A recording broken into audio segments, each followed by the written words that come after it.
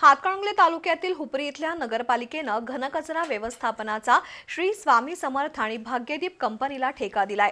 या कंपन्यांकडे 34 कंत्राटी कर्मचारी आहेत। गेल्या 2 महिन्यांपासून कर्मचाऱ्यांना पगार मिळालेला नाही, त्याशिवाय फंडाची रक्कमही भरलेली नाही। त्याच्या निषेधार्थ नगरपरिषद कर्मचारी संघटनेचे अध्यक्ष प्राध्यापक ए बी पाटील यांच्या नेतृत्वाखाली कंत्राटी कर्मचाऱ्यांनी उपोषणाचा हत्यार उपसलंय। हुपरी नगरपालिकेनं घनकचरा उचलण्याचा ठेका स्वामी समर्थ आणि भाग्यदीप या कंपन्यांना दिलाय। या कंपन्यांकडे 34 कंत्राटी कर्मचारी असून त्यांची फंडाची रक्कम आणि 2 महिन्याचा पगार थकीत आहे।